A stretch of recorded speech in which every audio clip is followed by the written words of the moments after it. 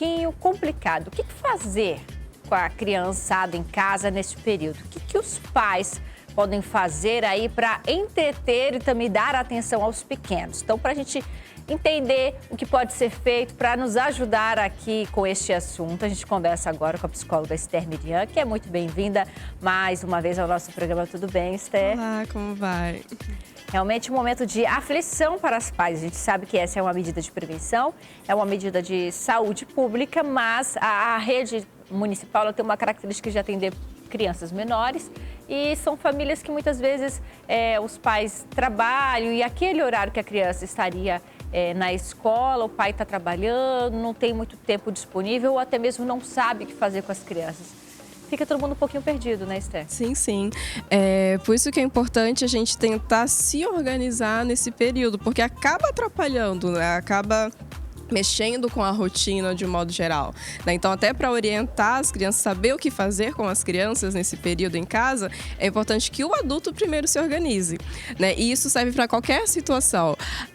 Se eu preciso orientar a criança, explicar o que está acontecendo, por que ela está em casa, dar uma rotina para ela, organizar atividades, eu tenho que estar organizado comigo primeiro.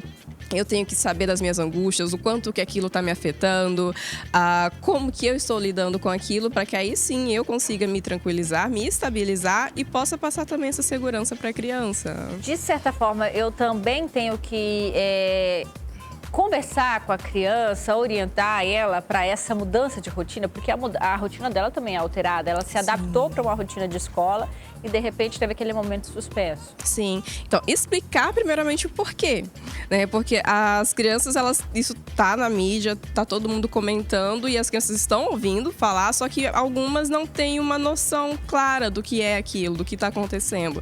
Então, conversar com a criança, primeiramente, entender o que ela sabe daquilo. Isso serve para qualquer assunto. Sempre que a criança trouxer alguma dúvida, alguma questão que a gente fica meio embaraçado, será que eu falo sobre isso ou não?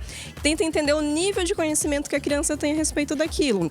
Mãe, pai, vó, tia, enfim, o que é esse tal de corona? Por que a gente está em casa? Devolve a pergunta. O que você sabe? O que você já ouviu falar? O que você acha disso? E a partir da resposta da criança, a gente vai e explica. Então, é um vírus. É uma doença que está atingindo mais as pessoas mais velhas, mas a gente também tem que se cuidar por isso, explicar de uma maneira tranquila, por isso que a gente tem que estar tranquilo, por isso que a gente tem que estar calmo e consciente da situação, para que a gente possa passar também essa tranquilidade e segurança para as crianças. E aí, a partir desse momento, a gente vai ter que ficar em casa, a gente vai ter que mudar um pouquinho a nossa rotina, então vamos organizar agora como é que a gente vai fazer nesse período, e a partir disso a gente senta junto com a criança, até de preferência, e organizar as atividades, né, que vão ser realizadas. Antes da gente explicar um pouquinho do que pode ser feito, até aproveitar o gancho do fato de você ter comentado que é importante esse diálogo também com a criança. A gente tem visto muito na internet, nas redes sociais principalmente, formas lúdicas de pais, mães, professores ensinarem a criança sobre essa conscientização da higienização.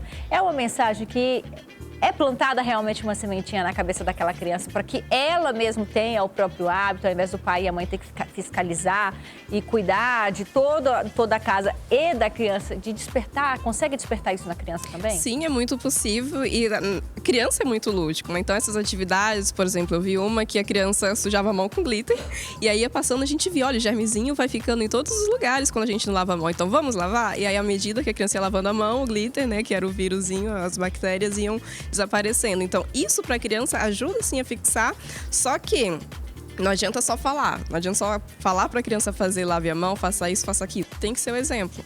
A criança, ela vai absorvendo muito do seu momento, do seu contexto, né? Então, não adianta eu não lavar minha mão quando eu chego em casa e pedir para a criança lavar. Não faz sentido isso nenhum. E o que a gente pode fazer para entreter a criançada em casa? Porque normalmente é ela que está... A gente sabe que é uma realidade do trabalhador brasileiro, boa parte é a criança ou é o estudante, são determinados grupos que estão em quarentena. Não são todos, infelizmente, que podem ficar em casa e deixar a sua atividade profissional. Como que eu posso conciliar isso? a minha rotina ainda de trabalho com o meu filho em casa. Sim.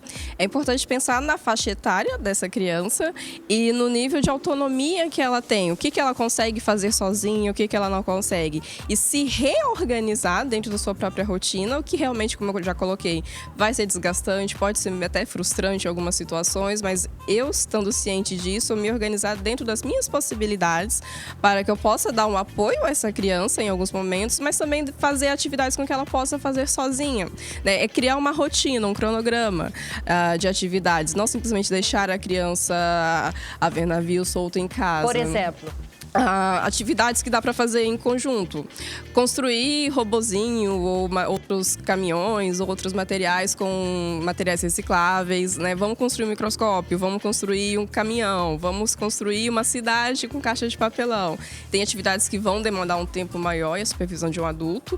Fazer bolo, a construir saladas diferentes, enfim, vai da criatividade. Na internet, nas redes sociais, a gente encontra bastante dicas, bastante ideias, né, a respeito.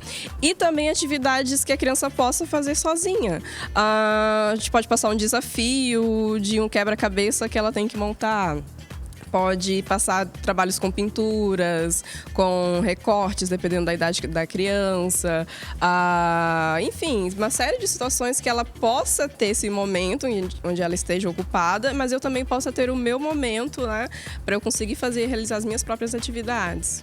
E cabe aos pais também a conscientização de que esse afastamento da escola não são férias. Sim, e importante. Que ele vai precisar, sim, bloquear a brincadeira coletiva da criança no condomínio, numa praça onde o espaço é menor. Essa conversa entre pai e filho também é importante. Essencial, porque como a gente colocou, gera uma frustração. Se no adulto isso incomoda, imagina na criança, né? Que tem toda uma energia que está acostumada a ir na escola todo dia e brincar com os coleguinhas. Então, explicar é importante, a criança pode até entender, mas isso não significa que ela não vá ter comportamentos inadequados, não vá chorar, não vá insistir para sair. E aí o adulto tem que ter esse posicionamento de, olha, não dá, infelizmente, o que a gente pode fazer? É dar essa alternativa, porque não adianta só falar não pode, acabou, e esperar que a criança fique lá sentadinha comportada, não adianta, né? Então eu tenho que dar alternativa, já que não dá para fazer isso, o que a gente pode fazer? Agora, eu queria aproveitar que você até já está aqui com a gente, Esther. Na rotina do seu trabalho, por exemplo, na sua rotina de consultório, houve algum tipo de mudança, algum tipo de adaptação para esse período? Importante. Como é que vocês têm trabalhado? Primeiro, a gente está espaçando os horários dos pacientes, né? E só estão indo realmente aqueles que precisam, né? E está ficando a critério do paciente. A gente também já pode, pelo próprio Conselho Federal de Psicologia, está liberado o atendimento online, né? Para algumas situações, para evitar esse contato. Mas quem está ainda podendo ir à clínica é um paciente por vez, tem o tempo de um paciente para o outro, sendo tudo higienizado, que já está sendo reforçado, né? Para que a gente evite essa proliferação e consiga continuar dando esse acompanhamento, né, aos pacientes. Até os atendimentos online são permitidos. Sim, sim. A Esther dá dicas no Instagram dela, para você de casa que quiser acompanhar, a Esther Miriam, né? Isso. Esse assunto e outros mais você aborda lá. Exato, é só chegar lá, conversar, a gente tira dúvidas, dá sugestões, né? Um canal bem bacana pra gente trocar ideias. Tá certo. Obrigada mais uma vez pela sua participação, viu? Inclusive, olha, vale aí a nossa dica, vai lá seguir a Esther Miriam também, para dar a sua sugestão. De repente, você dá uma sugestão de tema para ela abordar no Instagram. O que é importante neste momento, todos nós nos unirmos para compartilhar notícias positivas, notícias com fundamento, informações úteis na construção de todo esse plano de contingência do vírus, né? Toda informação que seja útil e que seja verídica